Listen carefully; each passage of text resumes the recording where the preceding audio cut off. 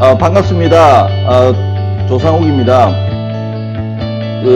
제31차 IT 담정이 연대 아담년 월간 포럼을 시작을 하겠습니다. 이번이 이제 온라인 세 번째인데, 이제 제법 익숙해진 것 같습니다. 오늘은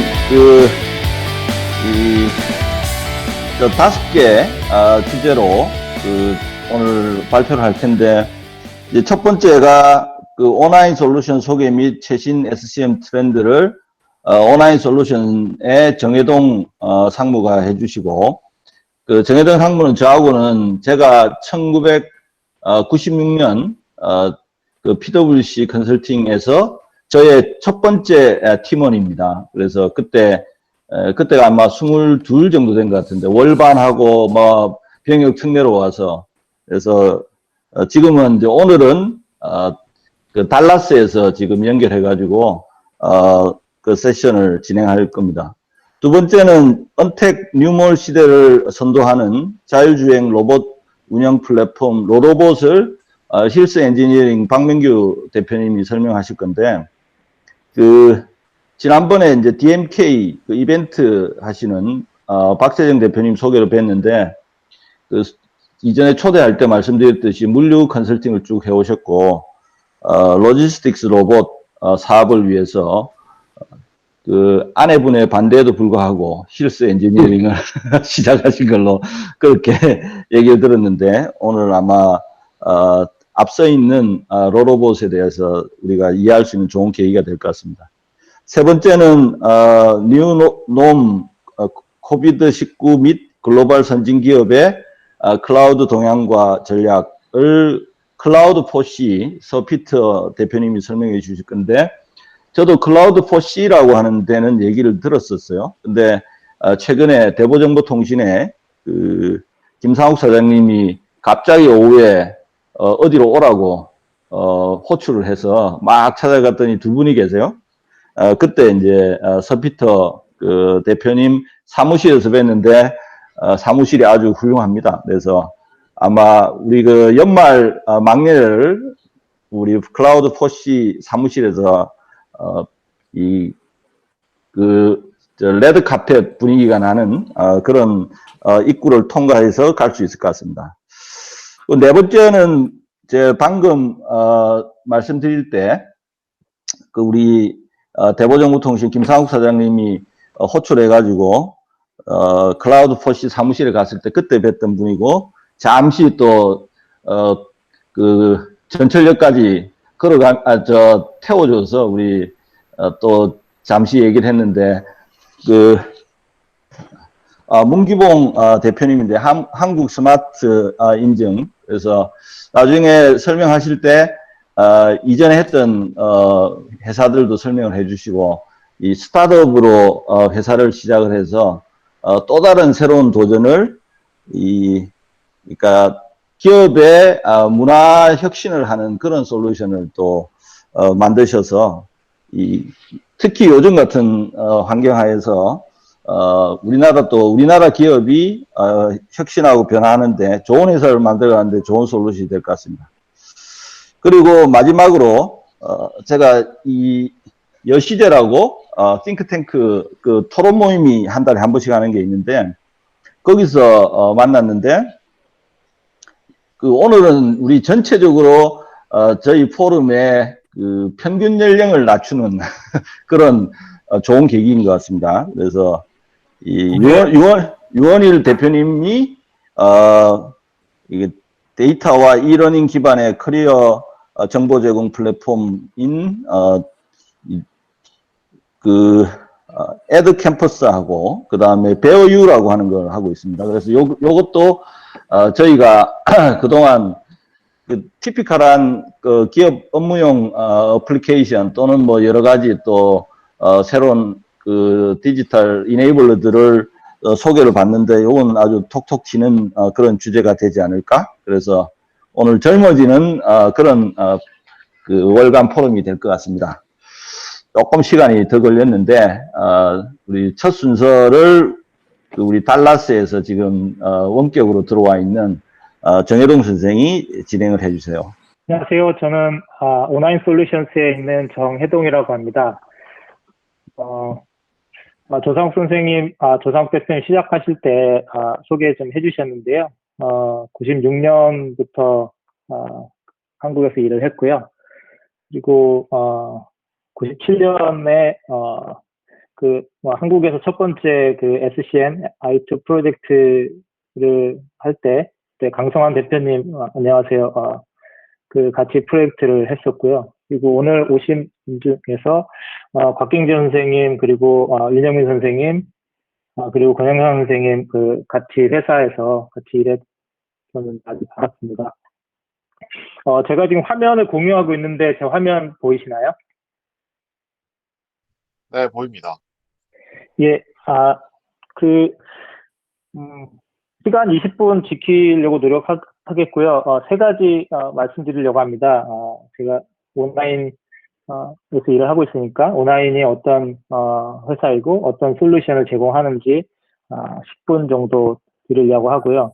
어, 그리고 저기 ML 머신러닝 기반의 그 솔루션을 제공한 사례 그거가 비디오로 만들어진 게 있는데 한 2분 35초 정도 됩니다. 그거를 중간에 한번 보여드리고요. 그리고 재작년부터 일하고 있는 구글 프로젝트에 대해서 전체 구조나 어떤 어, 솔루션을 딜리버하고 있는지 간략하게 소개해 드리려고 합니다.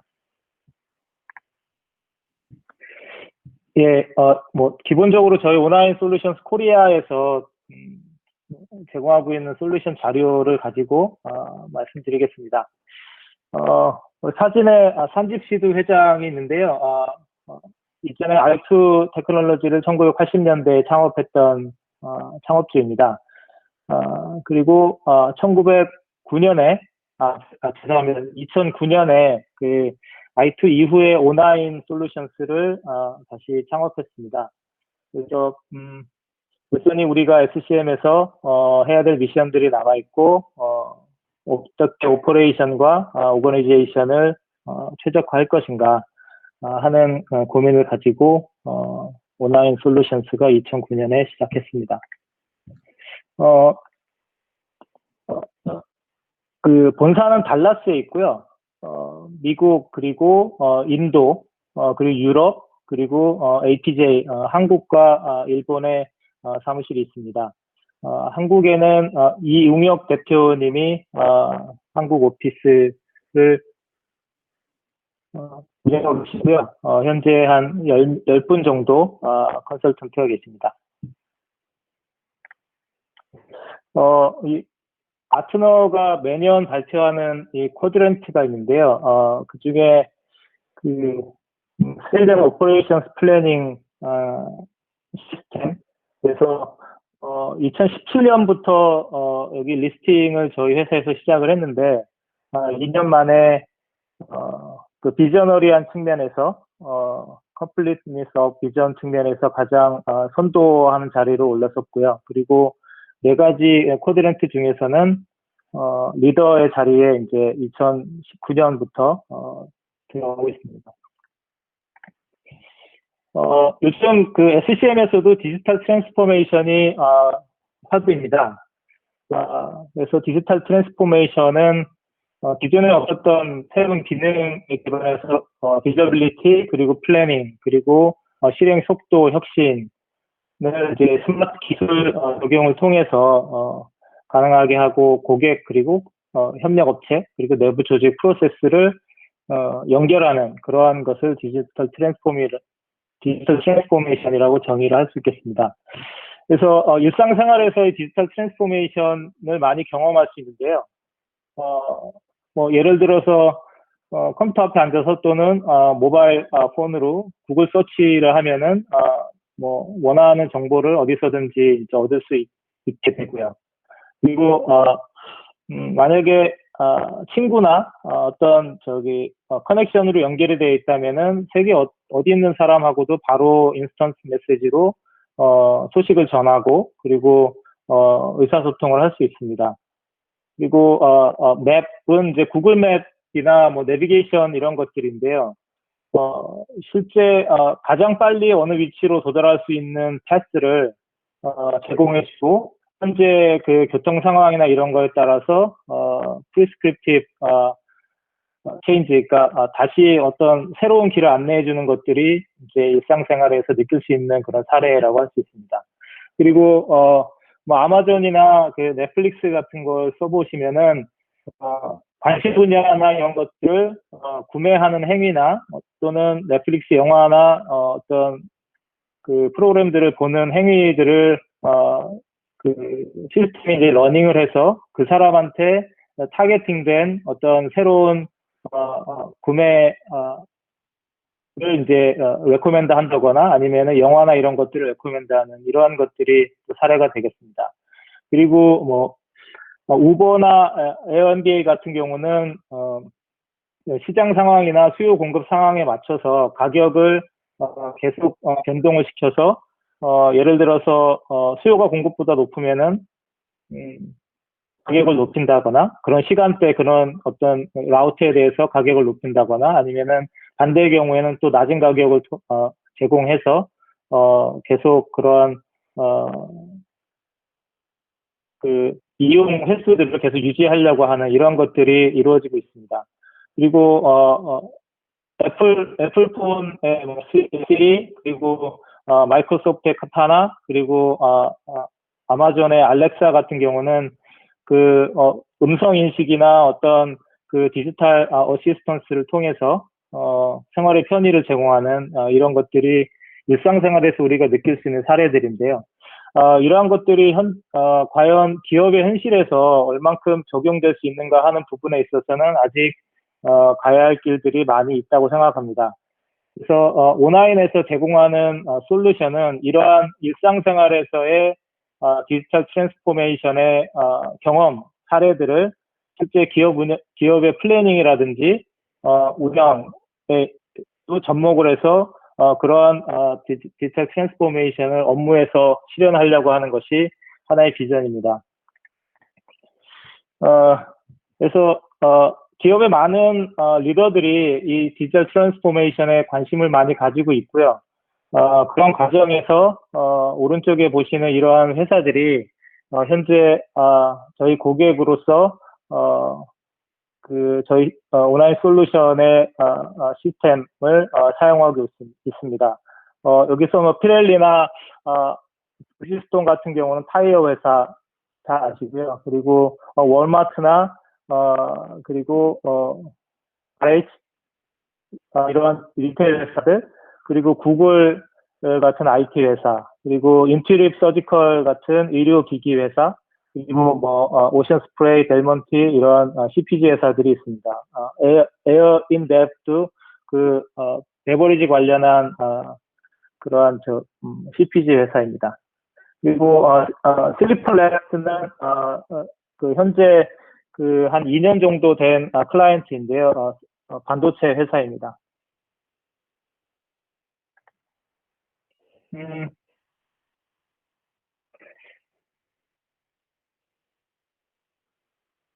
그 온라인의 그 혁신 방향, 뭐 디지털 트랜스포메이션 역량, 그리고 계획 엔진의 스피드, 그리고 UI 유연성 이 세 가지로 말씀을 드리는데요. 월마트는 아주 많은 데이터가 발생합니다. POS부터 발생하는 데이터들이 엄청 차이가 크기 때문에 온라인에서도 처음에 큰 도전이었습니다.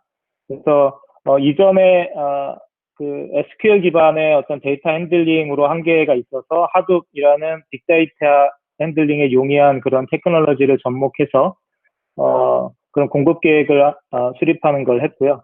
그리고 스타벅스는 기존에 자체적으로 그 ML AI 기반의 수요 예측 엔진을 갖고 있었습니다. 그래서 그거를 파이썬 기반인데 온라인에 그 수요 예측 엔진을 플러그인 시켜서 그 온라인의 그 통합된 솔루션으로 같이 제공을 했습니다. 그리고 플래닝 엔진 같은 경우는 스피드에 있어서 많은 개선을 했고요. 실제 계획한 이후에 계획을 위해서 디맨드나 트랜잭션 데이터를 컬업한 이후에 계획을 릴리즈 할 때까지 시간을 최대한 단축하는 것이 SCM의 중요한 문제인데, 그 중에 이제, 솔버가 담당하는 시간을 줄이기 위한 노력을 많이 했습니다. 저희가 한국의, 가장 큰 전자회사를 대상으로 POC를 한 것이 있는데요. 기존의 솔루션하고 대비해서, 디맨드 풀스먼트는 더, 개선이 됐는데, 플래닝 타임은 한 4분의 1 정도로 줄인 이러한 결과를 POC에서 보여줄 수 있었습니다.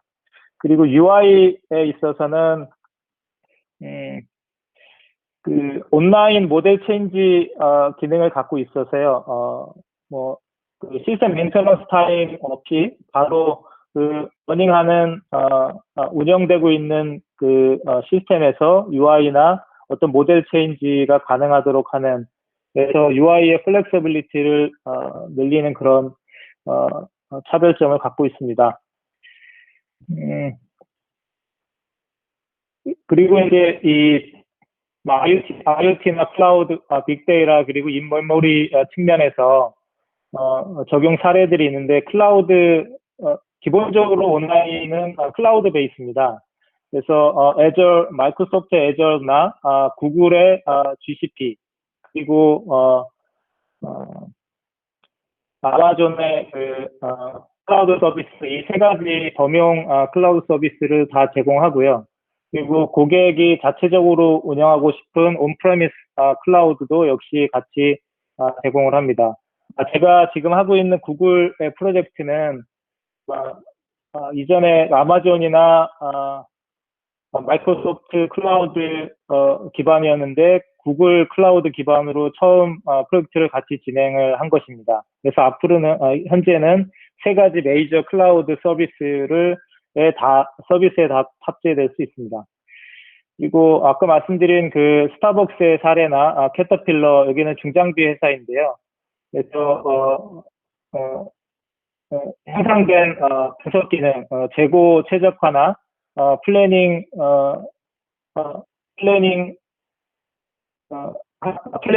함에 있어서 플래너들이 실제 이 솔루션으로부터 어떤 처방적인 조언을 받을 수 있는 그러한 로직들을 집어넣은 케이스가 되겠습니다. 그리고 아까 말씀드린 그 월마트나 인투리브 서지컬 같은 경우는 빅데이터 및 IoT의 사례인데요. 인투리브 서지컬은 로봇팔, 우리나라에서 소위 이제 복강경 수술이라고 이야기하는 그 수술 로봇을 만드는 회사입니다. 이 수술 로봇들은 전 세계 많은 의료기관들에 설치되어 있는데요. 이 자체적으로 수술 일정이라든지 수술에 필요한 서플라이어들을 이 인투리브 서지컬의 수술 로봇으로부터 발생하는 그런 IoT 데이터들을 가지고 수요 계획이나 공급 계획에 활용을 한 그런 케이스가 되겠습니다. 그래서 시간을 좀 체크해 보면은 7분 정도 됐는데요. 그 솔루션 특징은 크게 6가지로 이야기를 합니다. 인메모리 데이터베이스 기반이고요.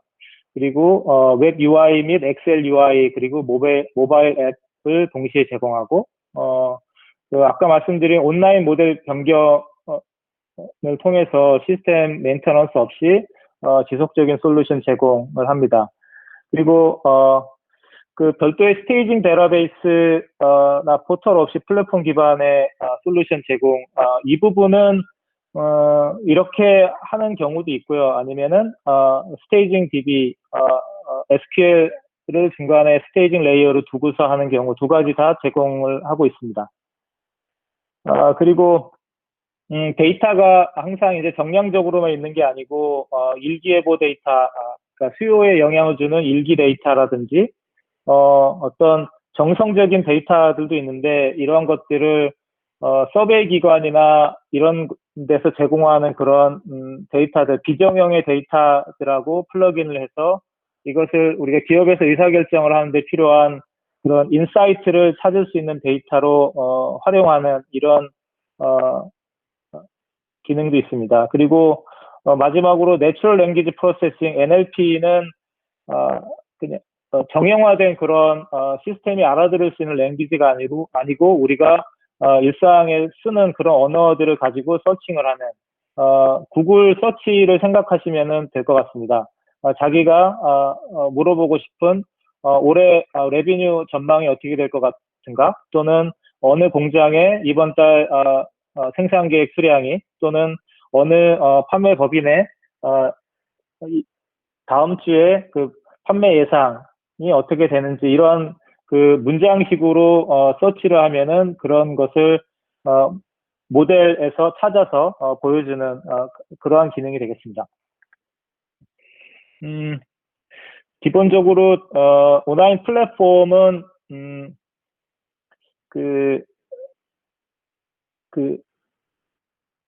그래프큐브라고 하는데요. 우리가 실제 기업에서의 활동이나 뭐 예를 들어서 판매 활동이라든지 생산 활동, 구매 활동, 물류 활동, 이러한 활동들을 여러 가지 디멘션 그리고 메저 데이터로 구성을 합니다. 이것을 이제 소위 모델링이라고 하는데요. 이것들이 서로 다른 뭐 생산 모델과 판매 모델, 또는 이제 판매 모델과 어떤 판촉 모델, 이런 것들을 서로 그래프라는 컨셉으로 연결을 해서 한쪽에서 일어나는 어떠한 변동이 다른 쪽에 어떻게 영향을 줄 수 있는지, 이런 것들을 실제 모델링을 할 수 있습니다. 그래서 이 기업 전체가 연결된 그런 플래닝, 그리고 연결된 분석, 이런 것들을 가능하게 하고요. 크게 세 가지 모듈로 구성되는데 통합 수요 관리, 통합 경영 관리, 그리고 통합 공급 관리, 이 세 가지로 구성이 됩니다. 그 안에는 그림에 보시듯이 S&OP라든지 또는 물류라든지 구매, 그리고 레비뉴 계획, 그리고 이니셔티브 매니지먼트, 이런 것들을 다 이제 디자인하기에 따라서 구성을 할 수 있습니다. 이 솔루션 아키텍처는 이 통합 수요 관리나 통합 경영 계획, 그리고 통합 공급 계획, 이 크게 세 가지 기능들을 내부에 여러 가지 기능이 있는 여러 가지 피처들이 있는 그런 DB나 어떤 그 모델, 그리고 라이브러리, 이런 것들을 통해서 제공을 하고요. 뭐 예를 들어서 그 사용자가 어떤 그 플래닝 파라미터를 변경한 이력들을 추적하는 데 필요한 DB, 그리고 자연어를 처리하는 데 필요한 DB, 그리고 아까 말씀드린 그런 그래프 릴레이션을 관리하는 그런 DB, 이런 것들이 그 내부에 한 통으로 구성되어 있습니다.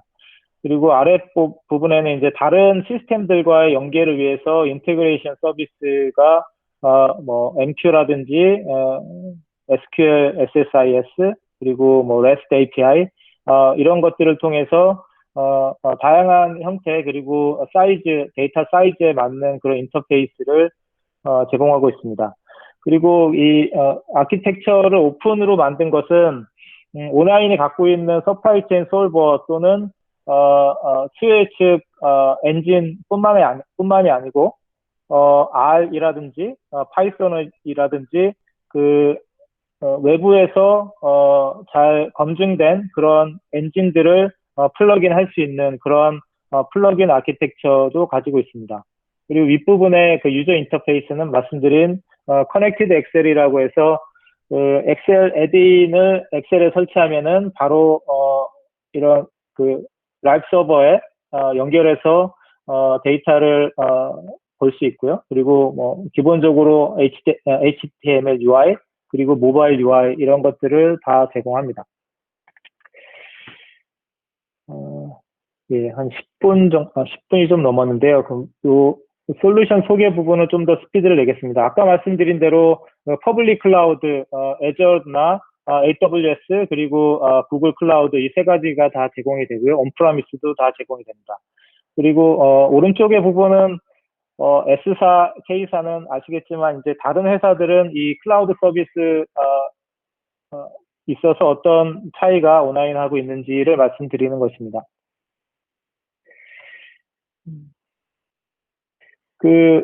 이 부분은 이제 아까 말씀드린 거에 좀 상세한 내용인데요.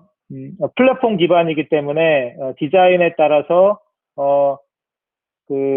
그리고 목적에 따라서 디자인을 함으로써 뭐 생산 계획을 빌드할 수도 있고 구매 계획을 빌드할 수도 있고 그리고 주문 처리라든지 또는 이제 프로젝트 관리라든지 이러한 여러 가지 요구에 맞는 디자인함에 따라서 만들 수 있는 것들이 다양하게 구성될 수 있습니다.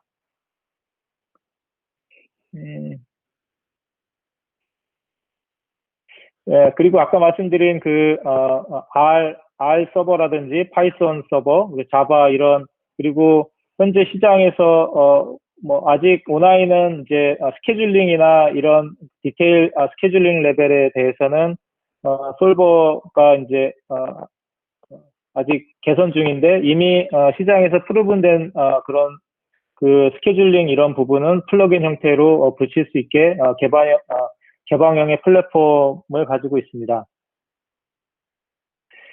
네, 그리고 앞으로 이제 어느 부분에 있어서 솔루션을 개선할 것인가에 대한 로드맵인데요. AI 부분에 있어서 자연어 처리 그리고 비정형 데이터 처리 부분에 있어서 계속 강화하려고 하고 있습니다. 그리고 다음에 이제 수요 측에 있어서는 AI가 적용된 사례를 보여드릴 텐데 플래닝, 서플라이 플래닝 부분에 있어서도 어떤 제약이라든지 익셉션 케이스에 대해서 처방적인 프리스크립티브 플레이북, 그러니까 플래너들이 가지고 이제 따라갈 수 있는 그런 것들을 이제 개선하는 것이 하나가 있습니다. 그리고 우리 정혜동 선생 지금 시간 계산을 본인이 잘못하고 있는 것 같은데 원래 20분이니까 네. 55분까지 하는 게 맞거든? 시간이 많이 지났는데. 네. 제가 시간 계산 잘못했군요. 그러면은 제가 한 3분만 더 써도 될까요? 그렇지. 빨리빨리 진행을 합시다. 예. 예. 그러면 이제 제가 재작년부터 하고 있던 구글 프로젝트를 간단히 말씀드리겠습니다. 구글의 서플라이체인 비즈니스는 데이터 센터와 그리고 넷옵스 그리고 커패시티 딜리버리 그리고 하드웨어 이 네 가지가 있는데요. 앞에 세 가지와 뒤에 한 가지는 좀 크게 다릅니다.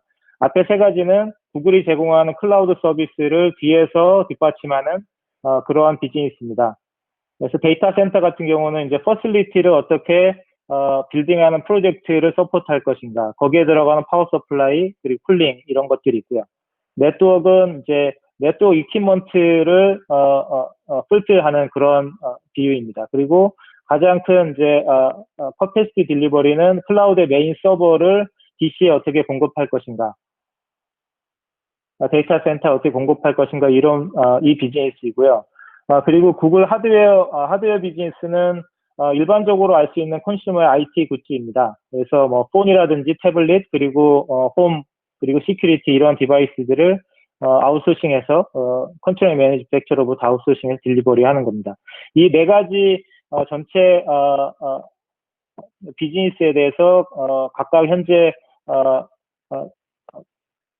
공급계획 프로젝트를 온라인이 진행하고 있습니다. 그래서 이 정도로 솔루션 소개 및 프로젝트 설명을 말씀드리고요. 제가 한 2분 정도 비디오를 틀고 마무리하도록 하겠습니다.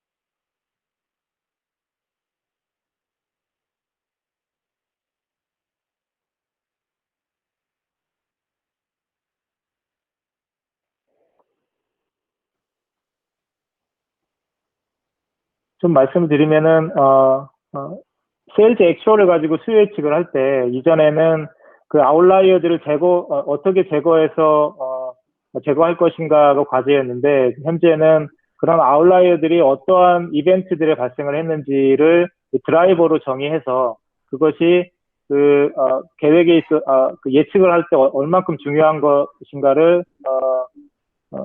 계산을 합니다. 그래서 그러한 것들이 앞으로 그런 이벤트에 대한 계획, 프로모션이라든지 디스플레이 형태, 그리고 할리데이, 디스카운트 플랜 이런 것들이 앞으로 있을 그런 날짜들에 적용을 해서요.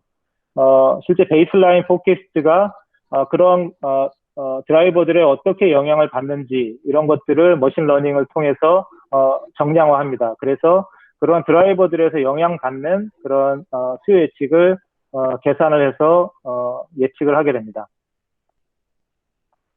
그래서 이러한 것들이 실제 그 온라인의 UI를 통해서 이렇게 수요 담당자들이 실제 어떤 이벤트들이 어떤 영향을 줬고 이러한 드라이버들에 대한 분석이 없으면은 그 수요 예측이 단순히 그냥 아주 플럭추에이션하고 분석하기 어려운 그런 실적 데이터가 되는데 그 이면에 어떤 이벤트들이 있었는지를 같이 놓고 봄으로써 이런 수요 예측을 더 개선하는 그런 사례가 되겠습니다.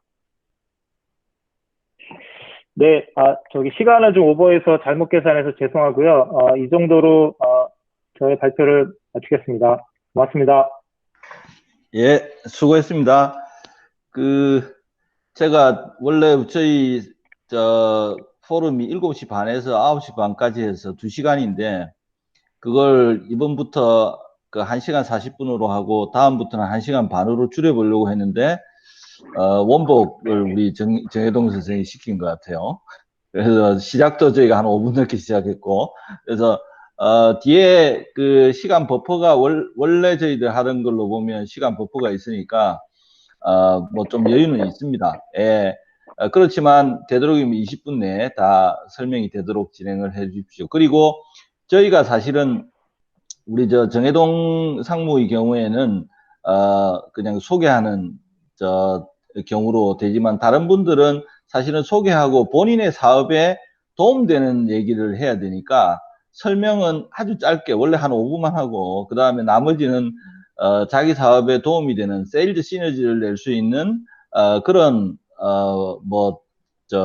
이게 토론이 되기는 쉽지 않지만 어쨌든 그런 뭐 요청이나 이런 것들 계획을 하고 있는데 이 부분에 대해서 관심이 있거나 뭐 서로 협업할 수 있으면 얘기해 주세요라고 하는 걸 딱 던지는 게 그 사업하시는 분들한테 저기에 참여하시는 분들한테 직접적인 도움이 될 것 같습니다.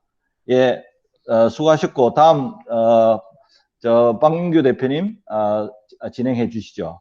안녕하십니까. 혹시 소리가 잘 들리나요? 예, 들립니다. 들릴 것 같습니다. 제가 줌 강의를 주로 하다가 이렇게 좀 갑자기 새로운 툴을 쓰게 되니까 좀 너무 낯설어서 당혹스럽기도 하고 잘 전달이 될지 좀 걱정도 됩니다. 일단 주어진 시간 안에 또 이렇게 기회를 주셔서 감사드리고 한번 잘 마치도록 노력해 보겠습니다. 아까 그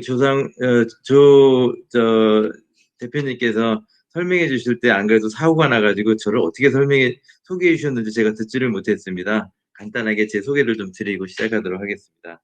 잠깐만요. 그 전에 자료를 좀 먼저 잘 올라가고 있나 좀 보고 되겠습니다. 네, 저는 박명규라고 합니다. 물류 컨설팅을 했었다는 소개를 해주신 것까지 들었습니다. 그리고 어떻게 좀 학교에 가서 스마트 물류를 강의하고 있고요.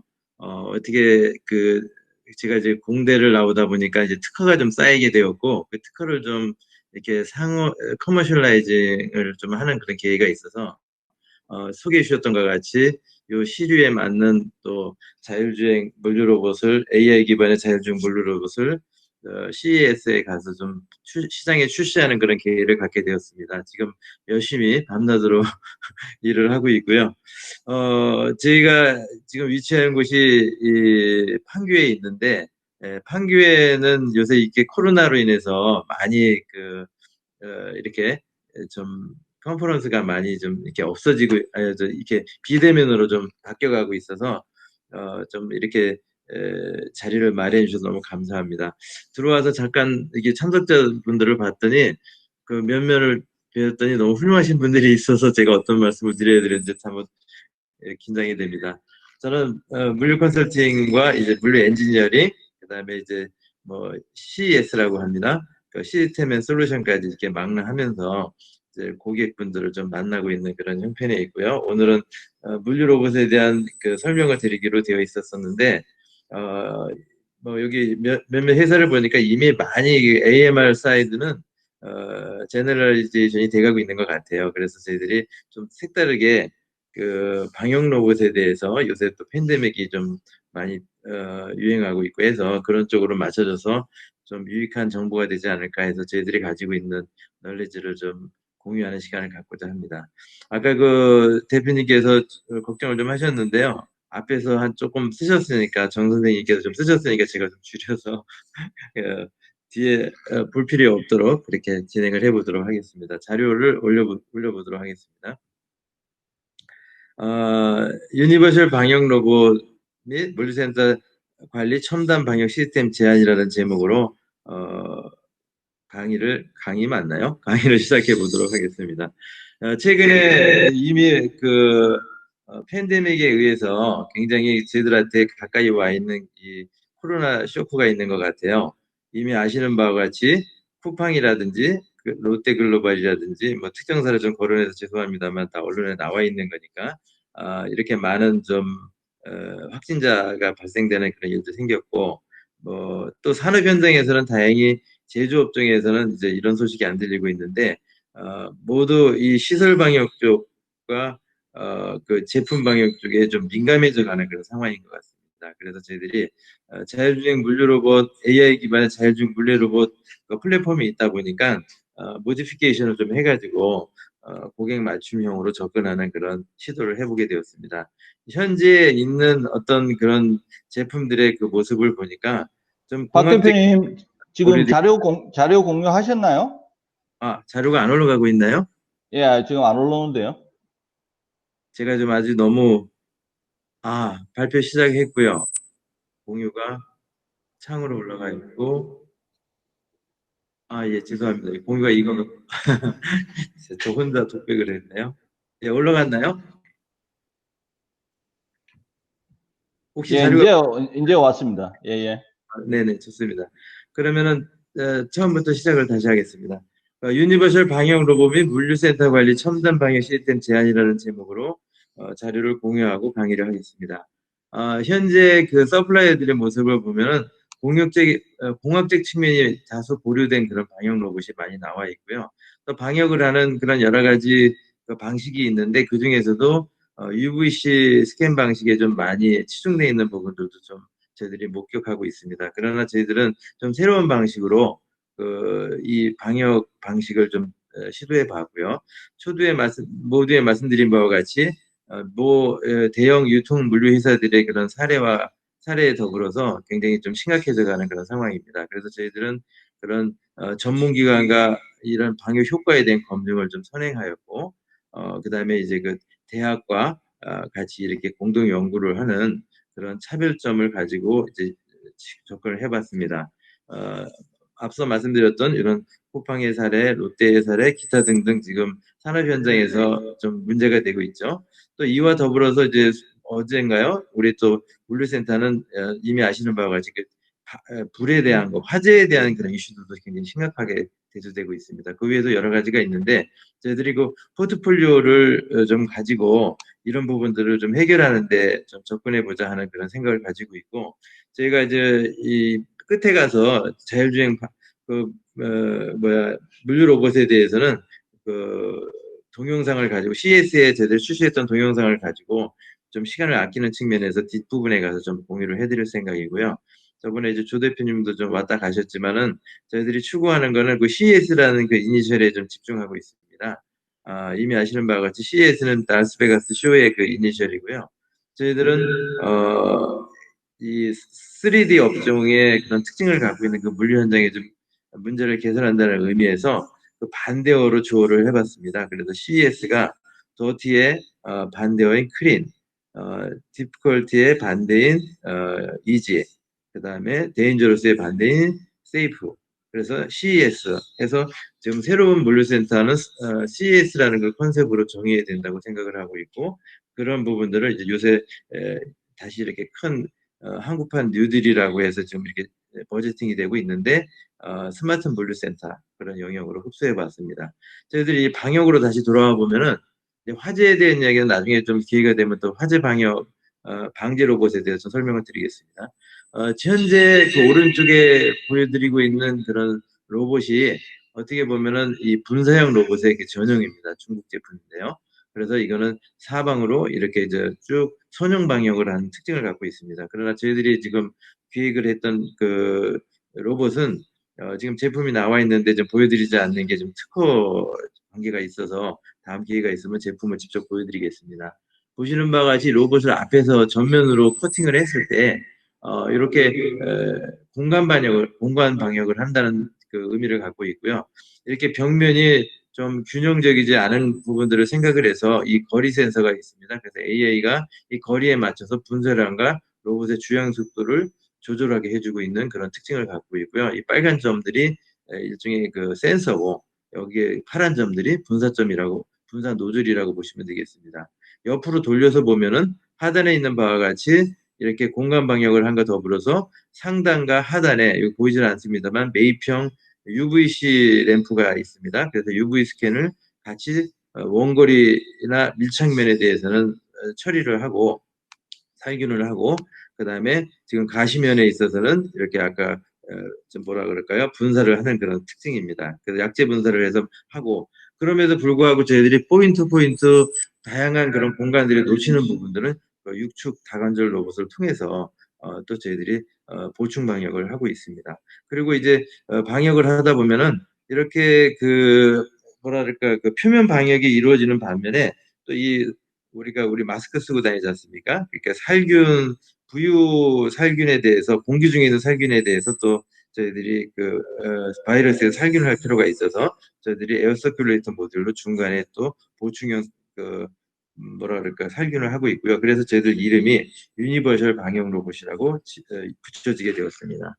좀 빠른 속도로 가야 될 것 같네요. 그래서 이 세 가지 특징을 보면은 UV 쪽의 가장 큰 장점은 이제 살균력이 좋다는 건데요. 자외선 파장 200에서 280 nm이니까 상당히 살균력은 좋은데 비해서 좀 유해 요소가 있습니다. 그리고 투자비가 많이 들어가고 매우 살균의 그 대상들이 제한적이라는 것이죠. 그래서 그 표면에 조사되는 그 약재 살포 방식과 다르게 이면이라든지 중천면에 대한 살균이 불가하다는 그런 제한적인 모습이 있고요. 그 다음에 인체에 유해하기 때문에 현재 나와 있는 어떤 그 로봇들을 보면은 전부 무인 환경에서 이루어지고 있습니다. 퇴근 이후라든지 뭐 이런 사람이 없을 때만 이루어지고 있다는 게 문제가 있고, 10초 이상 노출이 되면은 이 뭐 각막이 손상된다든지 피부암을 유발할 수 있다든지 좀 안 좋은 그런 현상들을 가지고 있어서 좀 여러 가지로 조심되는, 나쁘다는 뜻이 아니라 조심되는 그런 부분이 있다는 말씀이고요. 약지의 살포 방식의 또 단점이라고 하면은 다 좋은데 뭐 저 투자비도 좀 적게 들어가고 다 좋은데, 한 가지 나쁜 거는 물류 현장에서는 그 표면에 대한 이물감을 남겨놓기 때문에 이제 그 소비자들의 컴플레인이 들어오고 있는 그런 부분들이 있다는 것이 또 제한적인 부분이 되겠습니다. 그래서 이런 부분들을 잘 섞어서 힐스 방역 로봇은 이 좋은 점과 나쁜 점을 섞어서 아까 유니버셜 로봇으로 설계가 되어서 출시를 하게 된 것입니다. 그래서 이제 아까 좀 설명드렸던 그런 메커니즘을 좀 몇 개 섞어가지고 만들어줬고요.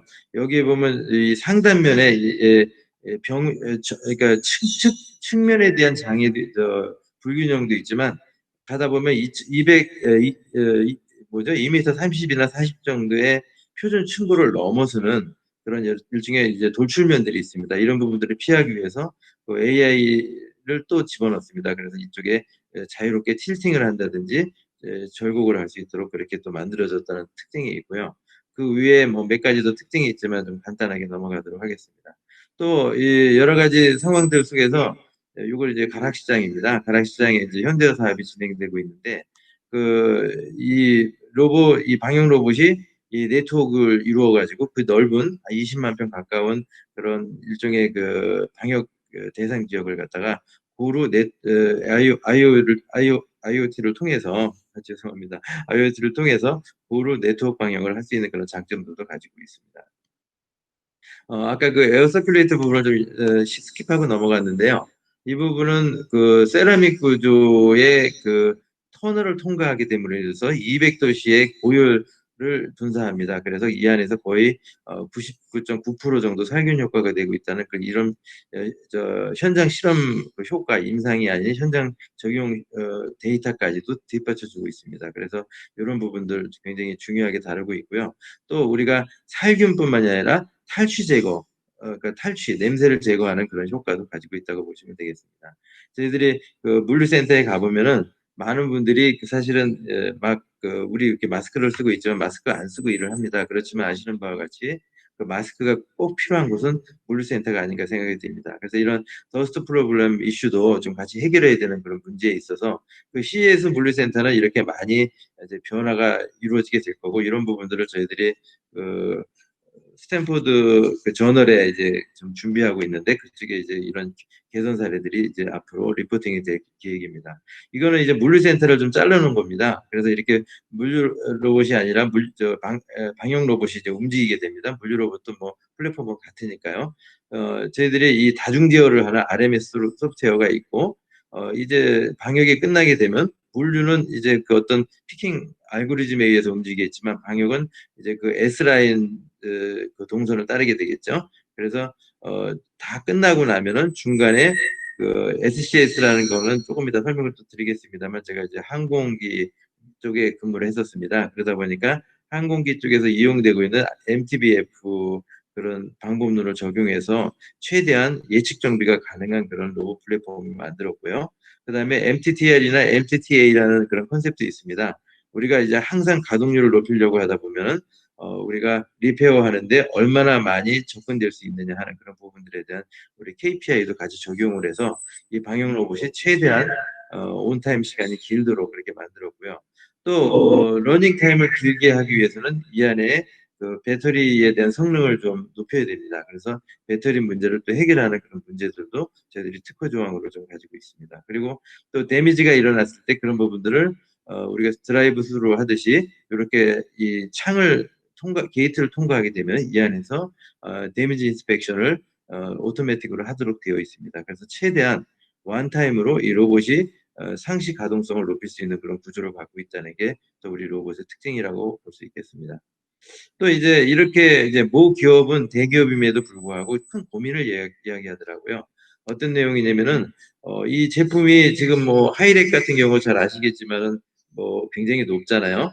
2, 30m 올라가는 그런 높이 있는 그런 제품들까지도 다 이제 그 코로나 때문에 방역을 해야 된다 이런 생각을 갖고 있는데 저희들이 이제 컨설팅 단계에서 이제 아이디어를 드린 거는 그렇게 방역을 스토리지 상태에서 하면 안 된다. 이 제품이 흘러가고 있는 통과의 접촉면을 관리해야 된다. 그래서 이 컨베어로 이제 내려올 때 가장 저측면으로 내려왔을 때 그 부분을 좀 확대한 건데요. 이렇게 컨베어잉하고 돌아가는 그런 제품들을 언더 사이드 탑 해갖고 사면 또 조금 정교하게는 6면 그 살균을 할 수 있도록 이렇게 장치물을 세워야 되고 모두에 말씀을 드렸던 것 같이 이 UVC 스캔은 효과는 있지만은 굉장히 그 유해한 그런 환경이기 때문에 전부 이렇게 차폐면으로 다 감싸야 된다. 뭐 그런 말씀들을 좀 드렸고요. 이런 부분들은 SI로 이루어지기 때문에 저희들이 제품으로 내어놓는 게 아니라 그 현장에 맞게 저희들이 컨설팅을 해서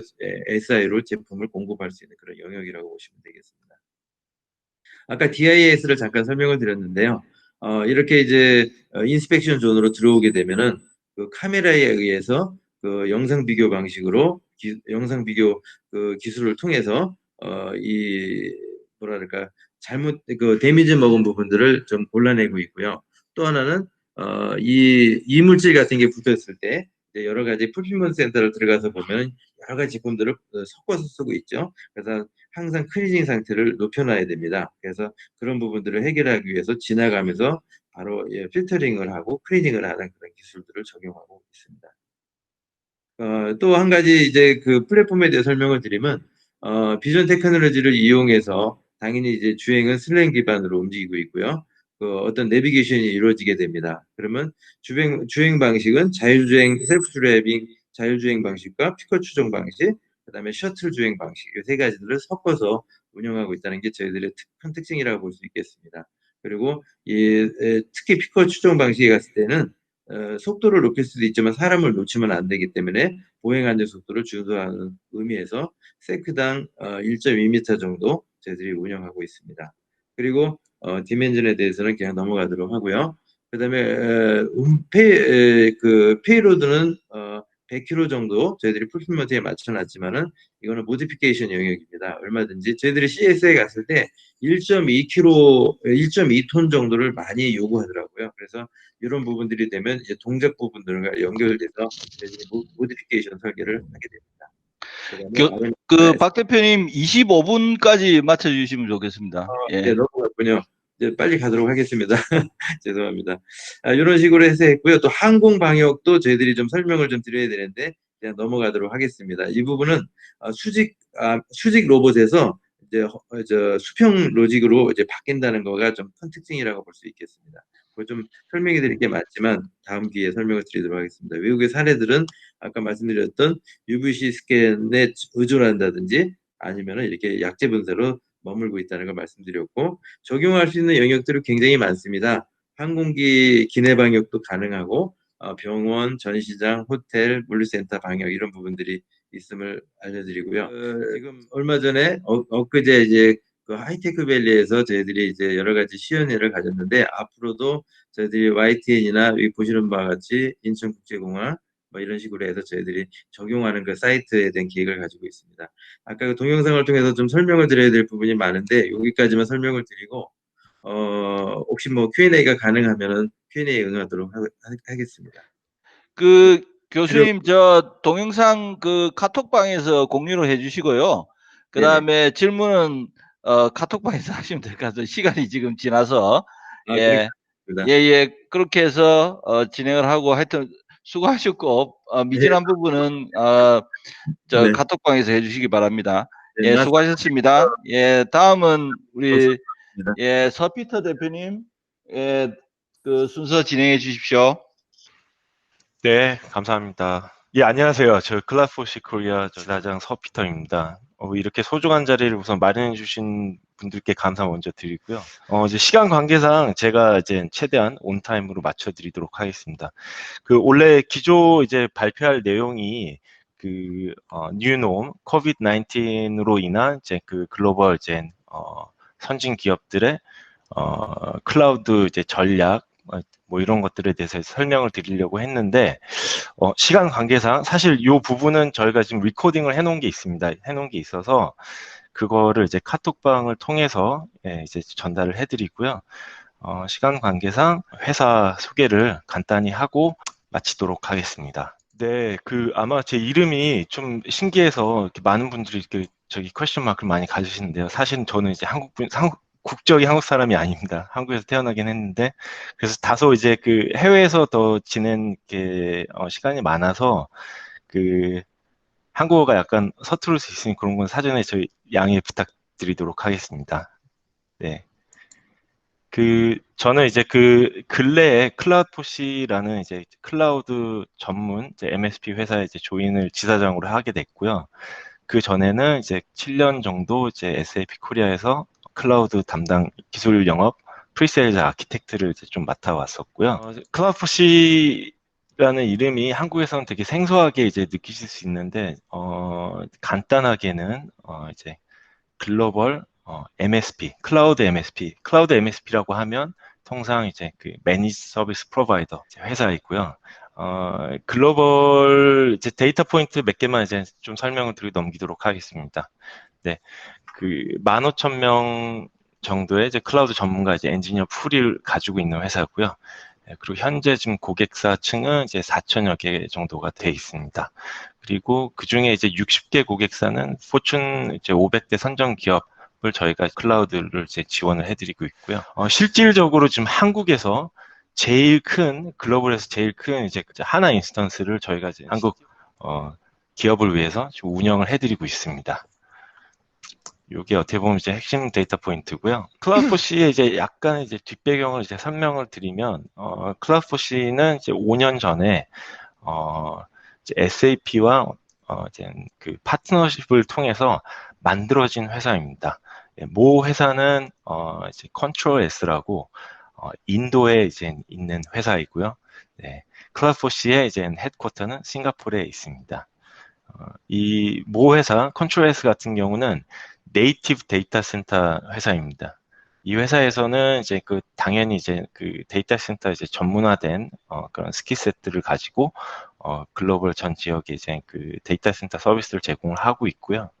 실질적으로 그 어떤 리전에서 하이퍼 클라우드, 통상 저희가 하이퍼 클라우드라고 하면 마이크로소프트 아주어, AWS, GCP 이런 클라우드를 쓰시면 실질적으로는 저희 회사를 사용을 하시는 겁니다. 예, 그래서 저희 회사는 이제 글로벌 MSP고요. 통상 이제 MSP라 하면은 뭐 한국도 많이 있고요, 해외도 많이 있습니다. 약간 저희 회사가 조금 다른 점은 기존에 그 이제 MSP 클라우드 회사라고 하면 지원 영역이 통상 저희가 얘기하는 이제 하이퍼 클라우드 위에서 매니지 서비스를 이제 제공을 하는 거고요. 매니지 서비스 MSP를 이제 간단히 이제 자동차와 이제 비교를 해서 설명을 드리면 자동차에는 이제 수만 가지 이제 부품들이 있습니다. 그런 부품들을 누군가 조립을 하고 관리를 해서 이제 소비자가 이제 운전을 할 수 있도록 이제 제공을 하는데 여기서 조립을 하고 이제 관리를 하고 제공을 하는 게 클라우드 개념에서의 이제 MSP라고 생각을 하시면 되고요. 기존 MSP 회사들은 이제 통상 이제 그 하이퍼 클라우드 위에서 그런 이제 매니지 서비스를 제공을 해서 고객께 이제 클라우드 서비스를 제공을 하는데 저희가 조금 다른 부분은 기존 이제 MSP 클라우드 지원 영역 플러스 그 외에 이제 콜로케이션 혹은 이제 저희 오wn 데이터 센터, 저희 자체 데이터 센터에서 이제 일종의 하이브리드 프라이빗 클라우드를 제공을 해드리고 있습니다. 아까 설명드렸던 이제 저희 고객 포폴리오가 이제 그 4천여 개가 되고요. 그 중에 이제 그 60개가 이제 포천 500사 선정 기업입니다. 이 말은 즉슨 저희 이제 글로벌 프레젠스가 지금 실질적으로 25개국에서 지금 오퍼레이션을 하고 있고요. 그 중에 이제 저희 자체 데이터 센터는 이제 52개가 되고 있습니다. 예. 그리고 아까 설명드렸듯이 이제 마더 컴퍼니 자체가 네이티브 데이터 센터다 보니 실질적으로 일부 어떤 리즌에서 클라우드, 아까 이제 하이퍼 클라우드를 사용을 하고 계시면 그게 이제 구글이 됐건 AWS가 됐건 MS 어주어가 됐건 어떻게 보면 저희 서비스를 지금 사용을 하고 계시는 거고요. 시간 관계상 제가 포폴리오로 넘어가도록 하겠습니다. 네. 이 고객층들을 이제 보시면은 여러 이제 이제 퍼밀리어한 이제 브랜딩을 보실 수 있으실 거예요. 예, 그 우버, 디즈니, 엑슨모빌, 보다폰, 스탠드 차트스, 뭐 이런 이제 그 다양한 이제 글로벌 기업들을 저희가 이미 지금 클라우드를 지원을 해드리고 있고요. 이 클라우드 지원 영역은 아까 설명드렸다시피 기존 MSP 이제 하이퍼 클라우드, 퍼블릭 클라우드 위에서 지원하는 영역도 있지만 그 외에 특정 고객의 특정 리퀘어먼트를 맞출 수 있는 그 하이브리드 클라우드 형태로 저희가 이미 제공을 하고 있습니다. 하고 있고 각 인더스트리 버티컬별 톱 5에 2개 혹은 3개 회사가 이미 저희 회사의 이제 인프라스트럭처를 사용을 하고 계십니다. 자, 한국 같은 경우도 톱 5 재벌 회사에서 3개의 재벌 회사가 이미 저희 클라우드 서비스를 사용을 하고 계시고요. 그 중에 이제 한 고객사 같은 경우는 저희가 그 고객사 전용 프라이빗 클라우드를 제공을 해드리고 있습니다. 이 말은 즉슨 이제 그 고객사 데이터 센터 안에 기존 이제 데이터 센터가 있었는데요. 고객사 데이터 센터가 있었는데 거기 안에 저희가 이제 프라이빗 클라우드를 투자를 하고 설비를 한 다음에 그 서비스를 애저 서비스로 이제 이미 제공을 하고 있습니다. 1분 남았네요. 네. 저희 이제 회사 포트폴리오와 이런 것들은 대부분 이제 리코딩을 사전에 해놓은 것들이 있기 때문에 제가 이제 그 카톡을 통해서 제가 공유를 해드리도록 하고요. 예, 그 외에 이제 궁금하신 부분들이 만약에 있다고 하시면 저한테 이제 따로 연락을 카톡을 통해서 이제 주시면 상세히 설명을 드리도록 하겠습니다. 저희가 어떻게 보면 이제 한국에 요번에 7월 1일에 이제 론칭을 했는데, 그때 이제 많이 이제 관심을 좀 많이 가져주시고 해서 일부 이제 네이버나 이제 구글에 서치를 하시면, 클라우드4C 코리아에 대해서 이렇게 조금 더 아실 수 있는, 이런 채널들이 생기게 됐고요. 예, 오늘 이렇게, 특별히 초대를 해주시고, 뒤에서 이제 비하인드 씬에서 이렇게 준비를 해주신, 이제 운영진 분들께 감사드리면서요. 저는 이제 마치도록 하겠습니다. 서피터 대표님 너무 획기적으로 시간을 줄여주셨는데, 네. 그러니까, 간단하게 시간 여유는 조금 있어요. 그래서, 네네. 그러니까, 지금 한국 사무실 얼마 전에 이제 오픈하신 거잖아요. 네네, 맞습니다. 예, 그래서, 많은 분들한테 이런 경우에, 클라우드4C를 찾아주세요. 라고 하는 거를 이제 앞에 설명에서 대부분 커버가 되긴 했지만, 그래도 네네. 그거 마지막으로 한마디만 해주시고, 네네네. 뭐 여기는, 그 시스템 개발하시는 분도 있고, 그 다음에, 솔루션을 가지고 있는 분들도 있고, 뭐 컨설팅 하는 분도 있고, 뭐, 다양하신 분들이거든요. 그러니까, 그리고 오늘 지금 얘기하는 건 또 동영상으로 해서 보내면 또 이게 참여 오늘 안 하신 분들 중에서도 앞으로 이후 볼 거니까, 우리 그 클라우드4C에 이런 궁금점이 있으면, 이런 부분이 있으면 연락 주세요라고 하는 것만 마지막으로 한마디 해주시면 될 것 같습니다. 네, 예, 감사합니다. 이미 지금 클라우드가 너무 생활화되어 있고, 지금 뭐 알게 모르게 이제 너무 이제 민첩하게 이제 저희가 클라우드를 사용하고 있는데요. 기업 역시 이것도 마찬가지입니다. 저희가 이제 클라우드라 하면은 통상 이제 뭐 인프라스트럭처에서 서비스 뭐 이런 영역도 있지만 어떻게 보면 어떤 식으로 이제 클라우드를 도입을 했었을 때 지금 제일 관심사가 많은 이제 TCO 리덕션, 운영 효율화, 뭐 이런 것들을 볼 수가 있는데요. 지금 클라우드를 이제 사용을 하시는 과정 중에 뭔가 사용은 하고 있는데 이게 잘 쓰고 있는 건지 맞는 건지, 맞는 방향인지 이런 것들에 대해서 이제 궁금해하시면 언제든지 연락을 주시면 제가 달려가도록 하겠습니다. 감사합니다. 예, 수고하셨습니다. 네, 예, 감사합니다. 예, 다음은 재밌는 설명이 될 것 같습니다. 한국 스마트 인증의 문기봉 대표님, 시작해 주시죠. 안녕하세요. 저는 한국 스마트 인증의 문기봉입니다. 저희는 이제 디포라라고 하는 참여 소통 플랫폼을 만들고 있고요. 제가 오늘 귀한 자리 내주신 분들께 제 말씀을 드리는 것보다는 이제 좀 대가들의 목소리를 좀 듣고 싶어서 제 가상의 단톡방에 이런 질문을 던져봤습니다. 어떻게 하면 기업을 혁신할 수 있을까요? 팀 오렐리 씨가 말씀하시더라고요. 기업의 혁신은 선견지명에 있는 임원들이 얼마나 있느냐가 아니라 얼마나 강력한 참여 구조 양식을 가졌느냐에 달려있다. 근데 이제 좀 모호하지 않습니까? 그래서 참여 구조 양식은 이제 제가 생각할 때 조직 문화를 말씀하신 것 같은데, 조직 문화 어떻게 그런 힘을 발휘하는지 다시 여쭤봤습니다. 그랬더니 이번엔 파울로 코엘료 씨께서 문화는 서로 이해를 증진시켜서 경제와 정치적 장벽을 극복할 수 있게 만들고, 결국에는 첫 번째 우리의 어떤 시작점은 다른 사람도 나와 똑같다라는 것을 이해하는 것에 달려있다. 거기에 대해서 제록스의 앤 멀케이께서 경영진들이 직원들을 단순히 고용된 사람이 아니라 인격체로 대해주면 되는데, 그렇게 되면 자연스럽게 직원도 만족하고 고객도 만족하고 수익성도 좋아진다고 말씀해 주셨습니다. 거기에 이제 픽사의 에드 캔멀 씨께서 참여는 창의성으로 이어지는데 건강한 창의 문화에서는 사람들이 자유롭게 아이디어와 비전, 비판을 주고받는 게 특징이고 결국엔 솔직함이 중요하다고 말씀해 주셨습니다. 근데 제가 든 의문은 이미 회의도 많고 이메일이나 카톡이나 슬랙 등을 이용해서 수시로 소통하고 있는데 거기에 또 뭘 더 해야 된다는 건지 좀 모르겠더라고요.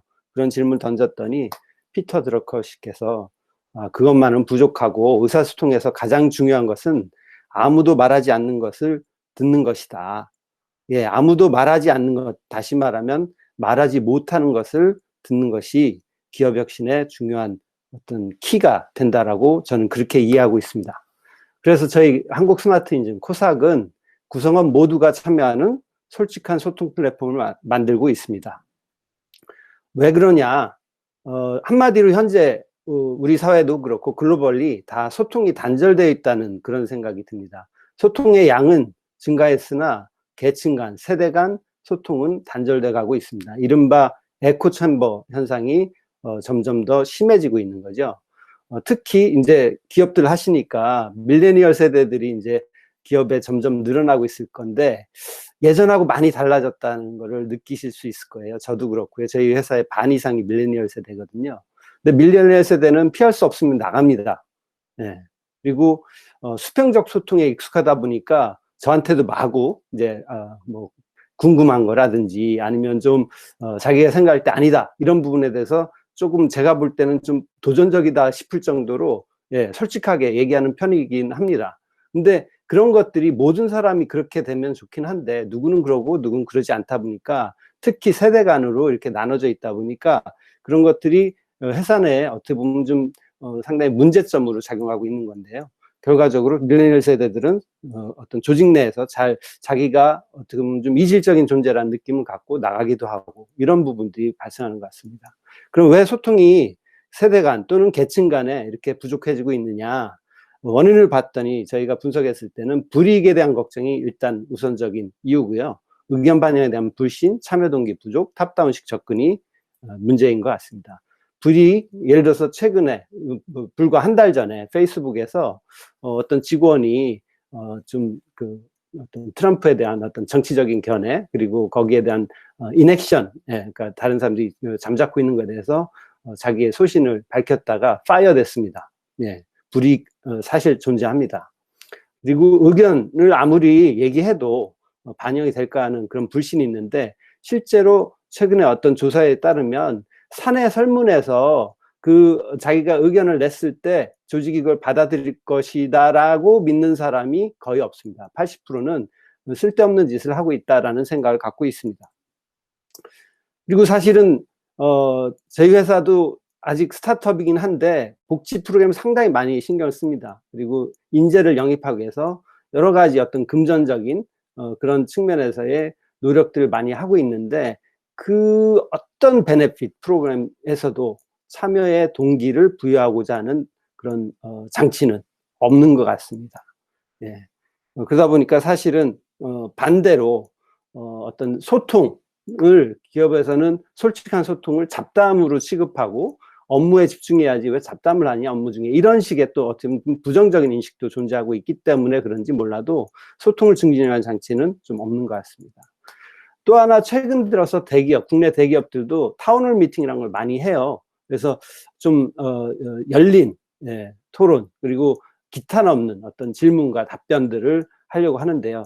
지금 화면에 보시면 멋진 강당에서 이런 타운홀 미팅을 하고 있는데 솔직히 이런 장소에서 이런 어떤 컨피규레이션에서 자기의 솔직한 의견을 얘기할 수 있을까요? 그리고 제가 듣기로는 대기업에서 타운홀 미팅 할 때마다 인사팀에 상당히 긴장을 한다고 합니다. 어떤 좀 예상치 못한 돌발 발언이 나오지 않을까, 돌출 발언이 나오지 않을까 하는 걱정들을 하고 그래서 사전에 어떤 각본을 짜다시피 하는 그런 준비도 한다고 하는데요. 결국엔 솔직한 소통한 거리가 멀다고 보여집니다. 그거는 사실은 탑에서 나는 얘기를 듣겠다. 난 듣는 사람이다. 당신은 말해라. 나는 약간은 좀 그 어떤 스탠스 자체가 탑다운에서 시작되다 보니까 생기지 않느냐. 사실은 그런 부분들이 이제 문제되고요. 플라톤이 이렇게 말씀하셨더라고요. 현명한 사람은 말할 게 있어서 말하는데 우매한 사람들은 뭔가를 말해야 되니까 말한다. 예, 그러니까 말해라라는 강요를 통해서는 진정한 목소리를 듣지 못한다. 결국에는 저희가 바라는 기업은 좀 활기차고 좀 활기에 찬 어떤 회의 그리고 쉬는 시간마저도 서로 이렇게 좀 따뜻한 분위기 이런 것들을 원하는데 실제로는 서로 자기 일에만 몰두하고 딱딱한 회의에 점차 고립되어가는 그런 분위기인 것 같아요. 예. 근데 사실 이런 어떤 분위기 측면의 문제가 아니라 실질적인 문제는 이런 것들이라고 보여집니다. 이슈나 아이디어를 내부에서 수용해주지 못하니까 결국에는 표현의 욕구는 있어요. 그대로 있기 때문에 그걸 안에서 해결 못하니까 밖으로 나가서 해결을 합니다. 그래서 SNS에 회사에 대한 험담을 하거나 자기 상사에 대한 어떤 불만을 밖에서 얘기하다 보면 결국에는 그 사이에 정보 유출도 되고, 그리고 더 심각하게는 평판하라, 그리고 주가하락으로 이어지는 겁니다. 그리고 프로세스 혁신 또는 사업기에 대한 다양한 톡톡 튀는 아이디어들 중에는 정말 회사를 이제 그 어떤 반석에 올려놓을 수 있는 그런 아이디어들이 있을 것 같은데, 예를 들자면 아마존의 프라임 같은 경우에는 고객의 어떤 기업 내부의 어떤 직원의 아이디어 제안에서 비롯됐다고 하는데요. 그런 식의 어떤 아이디어들이 사장될 수 있는 가능성이 높아집니다. 그래서 기회가 사라지는 거고요. 또 하나 아까 서두에도 말씀드렸듯이 밀레니얼뿐만 아니라 소통 부족으로 인해서 많은 사람들이 이직을 생각할 수밖에 없습니다. 그럼 이런 문제를 어떻게 풀겠느냐? 그래서 저희가 제안하는 것은 솔직하고 적극적인 참여를 이끌어내기 위한 완벽한 익명 기반의 보이스 오브 인플로이 플랫폼입니다. 그래서 가장 중요한 것은 익명성과 투명성과 리워드인데요. 익명성은 자기 어떤 불이익에 대한 걱정 또는 사실 저도 이제 사장으로서 제가 얘기하면은 직원들이 이 사장님은 항상 원래 저런 식으로 얘기해 라고 하는 편견도 있습니다. 그래서 그 어떤 불이익에 대한 걱정뿐만 아니라 편견도 이제 없애는 그런 장치로서 익명성이 중요하고요. 투명성, 아까 반영이 안 되는 문제를 해결하기 위해서는 당신이 제시한 의견이 어떤 과정, 어떤 논의 과정을 통해서 실제 조직에서 누가 듣고 있다라는 부분이 좀 개런티 되는 그런 투명성이 필요하고요. 그리고 참여에 대한 동기부여를 위해서는 적절한 보상이 그 안에 또 들어가 있어야 된다고 보여집니다. 결과적으로 이를 통해서 탑다운뿐만 아니라 바텀업 그리고 피어 간의 360도 소통이 가능한 그런 조직 문화가 만들어지지 않을까 생각하고 있습니다. 시간이 짧은 관계로 저희 제품에 대한 내용은 좀 생략을 하도록 하고요. 그러면 그동안에 여러 가지 이제 소통에 관련된 그런 시도들이 있는데 왜 저희가 만드는 이 디포라라는 것이 중요하냐? 저희가 봤을 때 가장 큰 두 가지 포인트는 AAID, 익명성을 위한 저희 어떤 이제 기술에 대한 네이밍입니다. 그리고 리워드입니다. 사실은 이제 익명성을 추구하는 것들에 대한 어떤 부정적인 시각들도 있어요. 근데 저희는 이미 자기가 드러내놓고 얘기하는 공간이 충분히 있다. 근데 그 익명의 공간이 그리고 스포일되지 않는 익명성이 무엇보다 중요하다. 그러니까 책임성 있는 익명성을 갖추기 위한 어떤 기술적인 장치가 사실 그 전에 없더라라는 거에서 이 프로젝트를 시작하게 된 거거든요. 그래서 두 번째 보시면 완벽한 익명성의 디지털 발자국 문제 해결, 이런 부분이 사실은 기존의 익명을 제공하는, 익명성을 제공하는 어떤 솔루션들 중에서는 이 부분이 좀 놓쳐지고 있는 부분 중에 하나입니다. 그래서 어떤 요즘에 블록체인이 많이 인기인데요. 블록체인 같은 경우에도 익명을 주장을 해요. 근데 기본적으로 블록체인 같은 경우는 슈도님 기반입니다. 그래서 그 어떤 퍼블릭 어드레스는 슈도님이 어떤 거래들이 계속 축적이 되다 보면 이 사람은 누구인 것 같아라는 어떤 특정할 수 있는 단서를 거기서 찾게 되는 거거든요. 결국 익명성이 깨지는 문제가 있습니다. 근데 저희 같은 경우는 디지털 발자국 문제를 해결하기 위해서 어떤 액티비티마다 새로운 어떤 아이덴티티가 나오는 방식의 익명화 기술입니다. 그리고 이제 그 백그라운드에는 사실은 이제 동형암호라고 해서 좀 어드밴스된 어떤 크립토 기술이 들어가 있고요. 서울대에서 개발된 기술을 저희가 이전받아서 상용화에 완성을 한 거라고 이해하시면 될 것 같습니다. 그리고 리워드 같은 경우에는 사실은 제가 예를 들어서 높은 분이 어떤 기업 내 높은 분이 찍어서 이 사람이 잘했으니까 주자라는 식의 어떤 리워드는 신뢰를 얻기 힘들다고 보여지기 때문에, 예를 들어서 어떤 의견이 좋아요를 많이 받았다 내지는 채택이 됐다라는 어떤 에비던스, 어떤 객관적인 내용을 바탕으로 정해진 규칙에 따라 보상이 되는 게 중요하고, 그리고 리워드를 준다는 얘기는 받는 사람을 특정하게 되는 문제가 있어요. 그럼 익명성이 또 깨지게 되는데, 저희가 HD 월렛이라고 계층적 결정 지갑이라는 기술을 같이 결합을 하기 때문에 AID와 함께 익명성을 보호할 수 있게 되고요. QR코드 기반으로 현금처럼 사용할 수 있고 3초 이내 결제를 할 수 있는 그런 블록체인 기반의 기술을 채택을 하고 있습니다. 좀 약간은 머리 아프실 수 있어서 이건 간단하게 넘어갈 텐데요. AID는 쉽게 이해를 하시면 최초의 이 앱에 들어오실 때 어떤 이제 우리 회사의 직원이다라는 확인 절차를 거치게 될 거고요. 그 루트 AAID라는 게 있고, 그 다음에 어떤 활동 공간, 그룹이라고 저희가 네이밍한 공간에 들어갈 때마다, 입장할 때마다 새로운 이제 AID가 발급이 되는데, 이 AID 간의 어떤 연결고리는 상대방 또는 어떤 시스템 관리자조차도 알 수 없고, 자기가 갖고 있는 인크리션 키에 의해서만 자기만 추적할 수 있는 방식으로 연결이 돼 있고, 또 어떤 논의를 참여한다 했을 때 또다시 AID가 또 발급되는 식으로 되어 있습니다. 결과적으로는 예를 들어서 이런 대화를, 가상의 대화를 생각해 볼 수 있는데, 밥, 그린 스마일, 라이트 프로그는 사실상은 같은 사람인데도 불구하고 누구도 이 사람이 같은 사람이라는 걸 알 수 없는 방식으로 디지털 풋프린트 문제를 해결하고 있습니다. 그럼 왜 지금 이미 다양한 소통의 어떤 툴들이 많은데 저희 같이 이렇게 익명성 기반의 이런 소통을 이제 그 플랫폼을 만드는 걸 중요하다고 생각을 하느냐? 저희가 봤을 때는 지금 이미 밀레니얼 세대가 머저리티가 되어가고 있는 상황이고요. 전 세계적으로 봤을 때. 그리고 밀레니얼 세대들의 특징은 기업 선택 시에 복지 정책보다는 열린 의사소통을 더 중시하더라는 연구 결과가 있습니다. 근데 이제 이런 것들이 그럼 직접적으로 소통과 어떤 기업의 성과 간에 인과관계가 있느냐? 사실은 되게 복잡한 다이내믹스가 그 안에 숨어 있기 때문에 이게 잘 안 보이는 거라고 보여집니다. 그래서 제가 그 다이내믹스를 좀 서툴지만 이렇게 좀 여러분께 설명을 드리려고 다이어그램을 그려봤는데요. 결국엔 소통을 통해서 이직률 감소하고 평판율 감소를 하고 기회를 발굴하고 그런 것들은 수익성 개선, 기업 가치 상승, 그리고 인재 확보의 용이성, 그리고 무엇보다도 그 구성원들의 효능감이 증가됨으로써 또다시 참여도가 증가돼서 이게 선순환 피드백 구조를 갖게 된다는 게 무엇보다 더 큰 중요한 특징이 아닐까 싶고요. 그래서 지금 이것들을 시작하는 것들이 문화를 바꾸는 데서 무엇보다 중요하다고 저희는 보고 있습니다. 그러면 되게 정성적인 말씀만 드렸는데요. 이런 것들이 기업에 실제로 어떤 성과로 이어지느냐를 정량적으로 제가 좀 설명을 드려보겠습니다. 1인당 이직자 1인당 기업들이 입는 손실을 대략 9천만 원 정도로 조선일보에서 발표를 했습니다. 6천에서 1억 2천만 원 사이라고 했습니다. 그리고 이직률은 기업마다 너무 좀 다른 측면이 있고, 그리고 같은 기업에 대해서도 어떤 경기마다 경기 어떤 상승 국면, 하강 국면마다 차이가 있기 때문에 이직률 자체는 뭐 좀 레인지로 저희가 이제 말씀드릴 수밖에 없고요. 1인당 부가가치 생산액이 사실은 2015년이 우리나라 최근 10년 중에 가장 저점이었는데 그때 1억 8,700만 원 정도가 1인당 부가가치 생산액이었습니다. 그 상장기업 기준이었기 때문에 제가 1억 5천만 원을 받고요.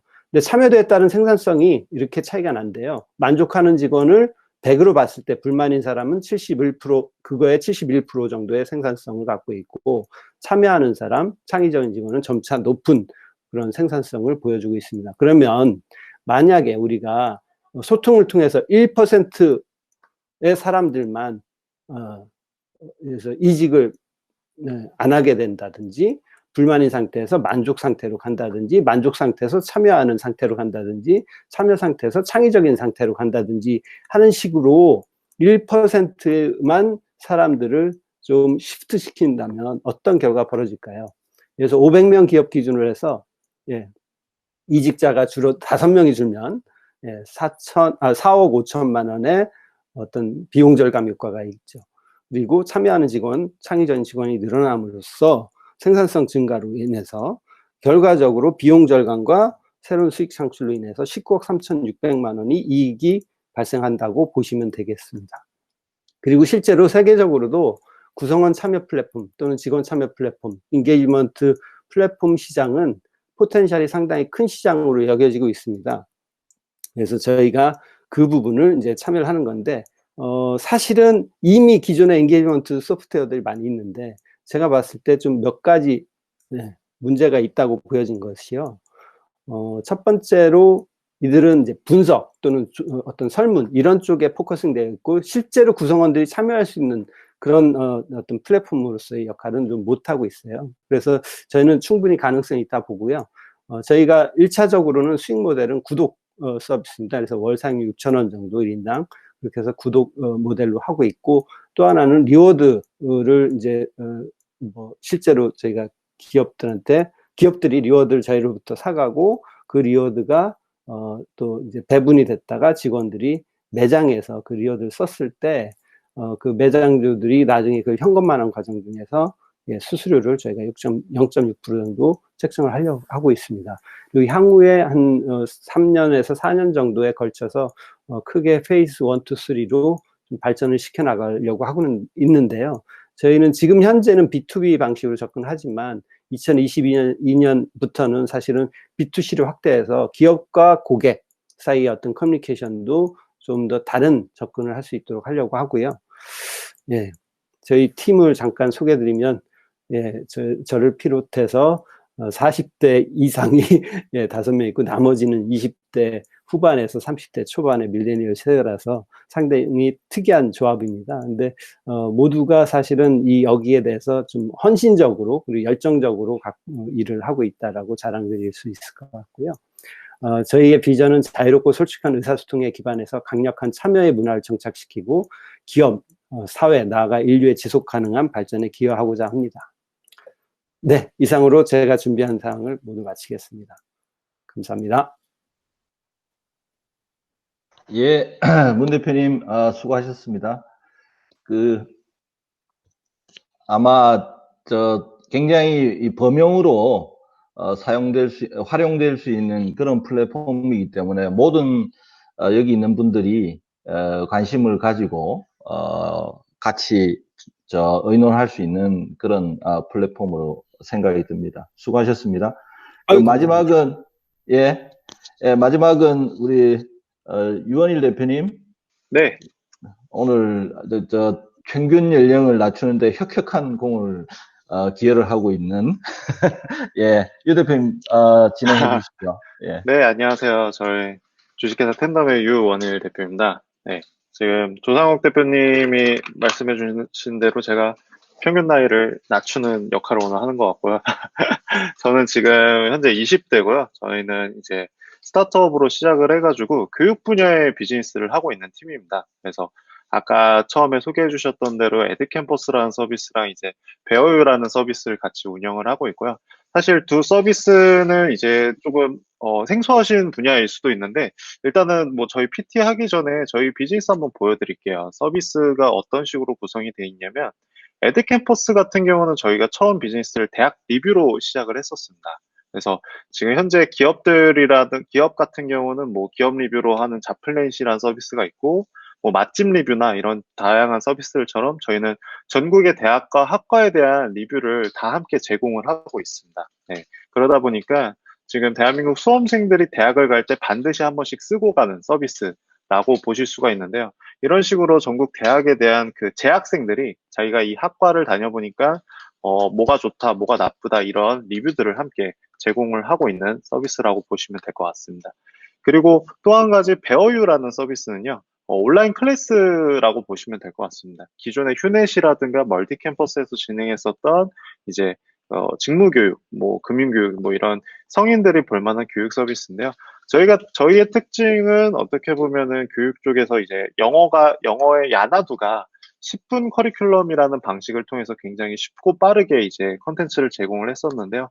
해당 방식처럼 저희 역시 뭐 다양한 직무교육이라든가 뭐 이런 식으로 엑셀이나 파워포인트 강의를 길고 지루한 강의가 아니라 굉장히 짧고 실용적인 부분에 대한 강의만 함께 제공하는 커리큘럼으로 이제 컨텐츠를 제공을 하고 있습니다. 저희가 이런 비즈니스를 하는 거는 종합적으로 봤을 때 사실은 데이터 비즈니스라고 봐주시면 될 것 같습니다. 저희는 쉽게 말해서 각종 컨텐츠를 제공을 해줍니다. 교육과 관련돼서 사람을 성장시킬 수 있는 컨텐츠를 제공을 해주고 그 컨텐츠 안에서 사람들이 소비를 하면서 그 안에서 저희는 태그 값들을 수집을 합니다. 그래서 결국에는 저희의 핵심은 컨텐츠 소비형 정보 획득 시스템을 통해서 퍼스널 태그 값들을 저희는 수집을 합니다. 그래서 예를 들어서 대학 리뷰라고 하면은 저희가 특정 학과를 좋아했던 사람들의 인게이지먼트 값을 수집을 하고 그리고 개인이 입력할 수 있는 태그 값들을 수집을 하게 됩니다. 그렇게 되면 그 태그 값들을 머신러닝을 통해서 저희는 특정 커리어를 추천하고 분석하고 예측 진단이 가능한 모델이 가능합니다. 어떻게 보면은 현대판 사주팔자랑 비슷한 구성이라고 보실 수 있겠는데요. 내가 고등학교 때 어떤 분야에 관심이 있었고, 그리고 어떤 성적과 어떤 그 활동 패턴들이 나온다고 하면은 향후에 성장을 통해서 대학 때, 그리고 나중에 어떤 진로로 가고 직업을 가지는 데 있어서 방향을 제시해 줄 수 있는 그런 비즈니스를 만들어 간다고 보시면 될 것 같습니다. 그래서 저희의 현재 비즈니스 골을 설명을 드렸고요. 처음부터 저희 비즈니스가 어떻게 탄생했는지, 그리고 어떤 시장을 보는지를 설명을 드리자면, 보통 커리어를 결정하는 데 있어서 사실은 이제 학교와 직업, 이거 두 가지가 가장 대표적인 방법이겠죠. 예. 그 안에서 직업만 하더라도 제가 아까 설명드렸던 것처럼 자플래닛이라든가 크레딧잡이나 다양한 정성적인 데이터를 확인할 수 있는 창구들이 존재를 합니다. 근데 학교는 여전히 그러지 않았습니다. 오로지 점수입니다. 예. 사실 그게 가장 현실적인 방법이기도 하고요. 그래서 사실상 점수에 맞춰서 진학이 결정이 되는 구조인데, 사실 그 결정이 되고 나서는 돌이키기가 굉장히 힘든 구조입니다. 그러다 보니까 유 대표님, 그 네. 지금 자료를 공유해 주셨나요? 지금 제가 자료가 안 보이셨군요, 지금까지. 예. 그 아. 일부러 본인 얼굴로 발표하시는 줄 알았네. 아닙니다, 아닙니다. 제가 지금 계속 하고 있었는데, 이 창을 못 보여드렸었네요. 다시 보여드리면, 이런 대학 리뷰 서비스가 존재하고요. 네. 저희 이런 그 베어유 서비스 같은 경우는 이제 성인들 교육 컨텐츠를 이런 식으로 제공을 하고 있습니다. 네. 그래서 지금까지 그러면 제 얼굴만 보였었네요. 네. 그래서 그러면 다시 처음부터 보여드리면, 어쨌든 직업 같은 경우는 다양한 데이터들이 존재를 하고 있지만 학교만큼은 점수로 이제 결정이 되고 있고요.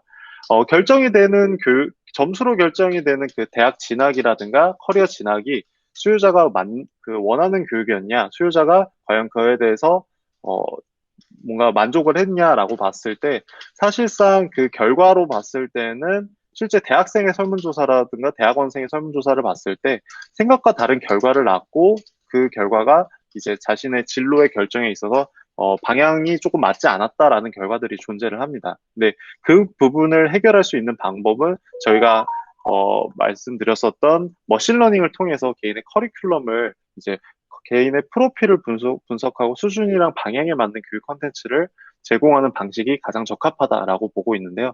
실제로 해외 사례 같은 경우는 링크드인이 이제 온라인 교육업체인 린다닷컴을 인수하고 나서 링크드인에서 제시하고 있는 이제 커리어 패스에 대해서 린다닷컴을 통해서 교육 콘텐츠를 함께 제공하는 방식이 존재를 합니다. 그래서 저희는 추구하는 게 10대와 20대를 위한 링크드인, Z세대에 대한 링크드인의 역할을 하고 있고요. 그리고 그에 대해서 HR 매니지먼트 영역의 콘텐츠와 HR 디벨롭먼트 영역의 콘텐츠를 제시하는 방식을 통해서 성장을 하고 있습니다. 그래서 저희 비즈니스의 핵심은 말씀드린 대로 대학 리뷰를 제공을 하고 있고요. 그리고 교육 콘텐츠를 제공을 하고 있습니다. 네, 다양한 콘텐츠를 제공을 하면서 그 안에서 네트워크를 구축을 하고 그 안에서 사용자 데이터를 얼마나 확보하는지가 저희의 핵심 비즈니스고요. 그것을 하기 위해서 10대와 20대에게 가장 중요한 저희 커리어인 대학 리뷰를 기반으로 이제 비즈니스를 시작을 하였습니다. 그리고 그걸 가지고 저희는 수많은 트래픽을 얻어낼 수 있었고, 결국에는 교육 서비스까지 이제 진출을 했었는데요. 그 루트의 첫 번째 스텝으로는 저희는 말씀드린 대학 리뷰로 시작을 했고, 대학 리뷰는 매년 성장을 해가지고 누적 사용자 100만 명을 돌파하였고, 이제는 수험생 필수 서비스로 성장을 할 수가 있었습니다. 서비스가 성장을 하면서 그 안에서 수많은 로그 데이터들을 확보를 할 수 있었고요. 그리고 점점 수험생들의 의존도가 높아지는 것을 확인을 하면서 저희가 이제 개발을 했던 거는 AI로 커리어를 관리하고 예측할 수 있는 시스템입니다. 작년에 굉장히 감사하게도 저희가 구글이랑 중기부에서 했었던 과제에 선정이 되면서 이 연구를 함께 진행을 하고 있는데요. 특정 대학과 특정 학과를 조회했었던 그 인게이지먼트 값과 그리고 개인이 입력하는 퍼널 데이터 값들을 수집을 했을 때 머신러닝을 통해서 분석을 하면 커리어를 추천하고 분석 예측 진단이 가능한 모델이 가능합니다. 그리고 그 과정을 통해서 개인의 프로필 값들을 저희는 확보를 할 수가 있습니다. 저희가 수집하고 있는 퍼스널 태그 같은 경우는 대략 한 300여 개 정도가 되는데요. 그 종 안에서 방금 보여드렸던 엔게이지먼트 값들과 OCR이라든가 다양한 방식을 통해서 수집된 데이터를 가지고 저희는 사실상 다양한 비즈니스로 연계가 가능합니다. 그 중에 저희가 가장 주목을 하는 거는 교육 분야의 비즈니스고요. 그 중에 시작으로 이제 저희는 베어유라는 비즈니스로 시작을 하게 됐습니다. 베어유 같은 경우는 방금 보여드렸던 대로 성인교육 콘텐츠를 제공을 하고 있는데요. 굉장히 빠르게 성장을 할 수 있었던 기회들이 생겨날 수가 있었습니다. 그 기회 중에서 저희가 베어유를 통해서 주목하고자 한 거는 과연 우리가 HR 매니지먼트에서 비즈니스의 성과를 만들었는데 이 데이터를 가지고 다양한 비즈니스로 나아갈 수 있느냐에 대한 검증의 과정이었었고 그 검증을 통해서 저희는 저희 데이터가 교육 쪽에서 특정한 성과를 만들 수 있다라는 그 POC가 검증이 됐던 과정이라고 보시면 될 것 같습니다. 그래서 저희 비즈니스는 플랫폼으로 시작을 하였고요. 그 데이터를 가지고 어떤 방향으로 활용할지를 계속 테스트를 하고 있었고, 그리고 이제 앞으로는 저희가 온라인과 오프라인을 결합하는 방식을 통한 플립러닝을 구축하는 것을 이제 방향으로 잡고 있고요. 그리고 저희 HR 매니지먼트 영역의 비즈니스는 데이터를 가지고 해외 서비스로 발전하는 것을 좀 고민을 함께 하고 있습니다. 저희가 추구하는 시장은 사실 교육이라고 하면은 다들 멘토링이라든가 컨설팅 방식의 이제 플레이어들이 존재를 했고요. 그리고 모든 교육 과정이 상위 4%, 1등급이라든가 이제 상위권 친구들을 위한 교육 방식으로 정해져 있습니다. 근데 사실 저희가 주목한 거는 그런 방식이 아니라 컨텐츠랑 서비스를 중심으로 성장하는 모델을 고민을 하였고, 그 안에서 기존에 어려웠던 교육, 그리고 정보가 굉장히 많거나 선별된 정보에 다가가기 힘들어서 정보가 부족하다라고 느껴졌던 그 시장을 기술을 통해서 좀 더 쉽고 빠르게 나만의 맞춤형으로 제공할 수 있지 않을까라고 해서 비즈니스를 하고 있고요.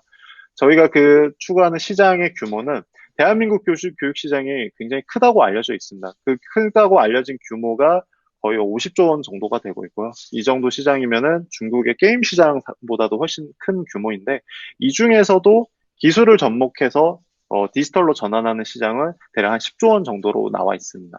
그 시장이 전체적으로 봤을 때 20% 정도이고, 이는 글로벌 디지털 전환 추세보다도 한 2배 이상 빠른 속도라고 보실 수 있는데요.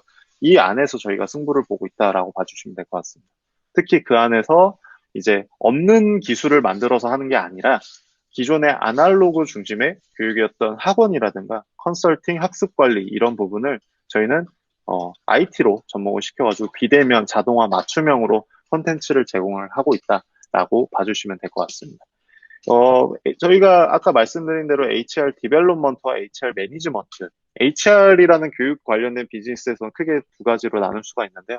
이 안에서의 플레이어들이 분명히 존재를 하지만 그 플레이어들에 비해서 저희는 이제 단점을 보완해서 굉장히 빠르게 성장을 하고 있다라고 말씀드릴 수 있겠습니다. 그 성장의 핵심은 겉으로 봤을 때는 대학 리뷰 서비스와 그리고 이제 온라인 강의 서비스겠지만 저희는 그 컨텐츠를 제시를 하면서 사용자로부터 소비형 그 컨텐츠를 소비시키고 정보를 획득하는 시스템을 통해서 성장을 빠르게 견인을 해왔다라고 보실 수 있겠습니다. 네. 그래서 어떻게 보면은 겉으로는 리뷰와 이제 VOD를 제공을 하는 거지만 해외 사례의 링크드인이 결국에는 링크드인이라는 커리어 네트워크를 구축을 하고 다양한 비즈니스를 접목을 시키면서 성장을 했던 그 방식처럼, 그리고 국내에서는 리멤버가 이제 명함 데이터를 수집을 하고 이제는 HR로 나아가는 비즈니스로 디벨롭을 시키는 것처럼 저희 역시 10대와 20대의 커리어 데이터를 수집을 하고 다양한 비즈니스 기회들을 만들어가는 팀이라고 봐주시면 감사하겠습니다. 네, 이상입니다. 예, 수고하셨습니다. 유원희 대표님, 그러니까 지난번에 우리 회사의 그 핵심 역량 중에서 이 프로덕션 역량을 얘기하셨잖아요. 네, 거기에 네. 대한 설명이 조금 부족한 것 같은데요, 오늘. 그것도 한번 보여드리겠습니다. 네. 그러니까 우리 여기 계신 분들이 사실은 이제 방금 전에 우리 문 대표님이나 유 대표님 뭐 클라우드도 마찬가지인데 오늘 소개하셨던 세 개 분야는 특히 굉장히 범용이잖아요. 그다음에 생활에 또는 뭐 기업에 굉장히 일반적으로 사용될 수 있는 그런 솔루션 플랫폼이기 때문에 그 부분에 대해서 이렇게, 이런 경우에 저희를 찾아주세요. 연락 주세요. 이런 게 딱 꽂히게, 네. 설명을 마지막으로 한번 해주시죠. 저희가 현재 진행하고 있는 그 VOD 서비스 같은 경우가 지금 대표님들이랑 같이 해볼 수 있는 기회들이 굉장히 많을 것 같은데요. 일단은 그 VOD 서비스 프로덕션에 관련해서 좀 설명드리기 전에 저희 팀이 이제 그 교육 서비스를 진행을 할 때 검증하고자 한 거는 우리 팀이 가진 경쟁력이 무엇일까라고 봤을 때 딱 두 가지였습니다. 디지털 서비스에 대한 운영 역량과 컨텐츠 경쟁력인데요. 그 두 가지가 명확했던 이유는 저희 팀 같은 경우는 SNS를 기반으로 성장을 했던 팀이었습니다. 저희가 가진 SNS 같은 경우는 팔로워만 하더라도 수백만 명이 됐었고요. 그리고 주간 도달량이 거의 한 1,000만 건 이상이 됐습니다.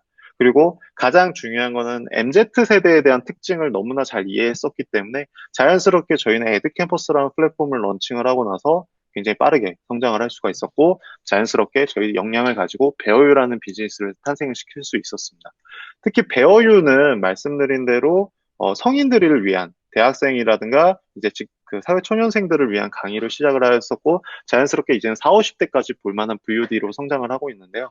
어떻게 보면은 저희는 이제 프로덕션 역량을 기반으로 성장을 하는 팀이기 때문에 대표님들이 가지고 계신 뭐 실무 교육이라든가 아니면은 뭐 그런 것들을 저희는 컨텐츠화 시킬 수 있는 역량을 가지고 있다고 볼 수 있습니다. 특히 그 역량의 시작은 저희가 지금 보여드린 장표인 배우유 매니지먼트 시스템을 통해서 빠르게 적용을 할 수가 있었는데요. 저희가 이제 MD와 PD 체제로 구축된 그 내부 팀을 통해서 저희는 모든 컨텐츠를 내부에서 제작하는 프로세스가 나와 있습니다. 어떻게 보면은 대형 출판사가 이제 컨텐츠를 제작을 하는데 사실 출판사가 컨텐츠를 제작하는 프로세스가 짧으면 6개월, 길면 한 12개월 이상까지도 걸리는데요. 저희는 그 프로세스 자체가 제작부터 퍼블리싱까지 3개월 이내에 다 이제 완료가 됩니다. 그래서 저희가 그 과정을 이제 저희 내부에서 진행할 수 있는 체계화를 했던 게 가장 큰 특징인데요. 사실 그 온라인 교육 시장의 타사의 예로 들면은 사실 그 제작 프로세스가 내부에 있는 경우는 그렇게 드뭅니다. 거진다 외주를 주는 형태고 하다 보니까 저희가 그거를 최초로 도입을 했었고 결과적으로 제작비가 굉장히 혁신적으로 줄어드는 것을 확인할 수 있었고 무엇보다 완강률이라는 점에서 타사 대비 10배 이상이 나온다는 것을 확인할 수가 있었습니다. 어떻게 보면은 VOD라는 게 굉장히 두려운 컨텐츠이기도 합니다. 출판보다도 VOD가 두려운 이유는 그 과정에 있어서 교정 작업이라든가 매니지먼트가 굉장히 좀 약하기 때문에 많은 분들이 꺼려 하시는데 저희 같은 경우는 그 부분이 이제 해결이 됨으로써 결과적으로 컨텐츠의 퀄리티가 완강률이 10배, 그리고 심지어 집중 프로세스 과정 같은 경우는 96%까지 완강률이 나오다 보니까 굉장히 좋은 평을 받을 수 있었고 무엇보다 다른 그 브랜드에서 심지어 이제는 저희가 조만간 롯데백화점이랑 현대백화점 이런 데에서도 이제 선보일 수 있을 것 같은데요. 어떻게 보면 콘텐츠의 퀄리티가 인정이 됐다라는 부분에서 좀 굉장한 큰 성과라고 볼 수 있겠습니다. 그래서 저희 같은 경우는 프로덕션을 기반으로 수익을 창출했던 팀이기도 하고 앞서 보여드렸던 머신러닝에 관련된 기술은 이제 서비스화까지는 아직 좀 연구 과정에 있기 때문에 대표님들과 이제 협업을 할 수 있다라고 하면은 저희는 프로덕션을 통해서 저희는 대표님들이 가진 그 컨텐츠를 좀 더 재밌고 신선하게 만들어 드릴 수가 있겠습니다. 네. 예, 수고하셨습니다. 그러니까 네, 감사합니다. 한마디로 얘기하면 빠르고 그 원가 경쟁력 있게 그렇게 컨텐츠를 제작한다. 이렇게 이제 네. 이해하시면 될 것 같습니다. 그래서 그런 게 필요한 분은 연락 주시기 바랍니다. 예, 모두 수고하셨고요. 저희가 이번에 그 온라인으로 하는 게 3번째인데 대략 우리 보니까 한 27, 8명에서 지난번에 36, 7명 이렇게 이제 참석하는 것 같습니다. 그래서 오프라인보다는 이게 접근성이 좋으니까 참여를 더 많이 할 수 있는 그런 것 같습니다. 그렇지만 이제 상황이 좋아지면 저희도 이제 오프라인으로 돌아가서 얼굴 맞대고 이렇게 샌드위치 커피 마시는 그런 자리가 빨리 왔으면 좋겠습니다. 저희가 사실은 또 여기서 논의되는 내용, 또 설명한 내용 이런 것들을 제가 그게 그냥 흘러가는 게 아까워서 그때 우리 IT 얼라이언스 포럼이라고 해서 그 유튜브 채널을 이제 사실은 저희가 월간 포럼 하는 내용의 지식 저장소 뭐 이렇게 제가 이름을 붙였었는데 이제 그렇게 하는데 그게 이제 다 저희는 지금 하는데 뭐 돈 들 게 별로 없지 않습니까? 그래서 근데 유일하게 지난번에 그 카메라 사느라고 돈 10만 원씩 걷은 게 이제 유일한 건데 그 지금 이제 동영상 편집도 사실은 1차를 자원봉사로 했었어요. 근데 이제 우리 그 자원봉사 해주시는 분이 업무가 바빠서 사실은 한 달이 다 됐는데 저희가 지난번 거를 업로드를 못 하고 있습니다. 그래서 그거를 이번에 뭐 처음 참여하시는데 지난번에 잠깐 이제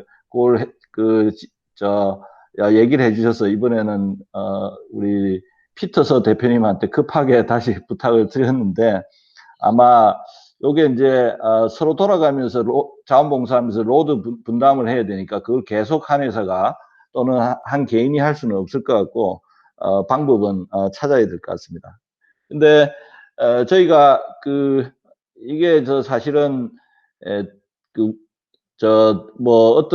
운영진의 어떤 플랫폼이라기보다는 참여하시는 분들 모두의 사실은 플랫폼이 되고, 그 다음에 자기가 각자 자기의 어떤 사업의 플랫폼도 있고, 네트워크도 있는데, 거기에 또 새로운 네트워크로 실제 살아가는데 서로 도움이 되는 그런 역할을 할 수 있으려면, 지금 이제 이전에는 사실은 처음 시작은 클로즈드 플랫폼이었는데, 지금 이제 한 1년 반 전에 오픈으로 바꿨죠. 그래서 여기 참여하시는 분들이 누구라도 같이 했으면 좋겠다는 분들을 추천해 주시면 같이 의논해 가지고 참여하면 좋을 것 같습니다.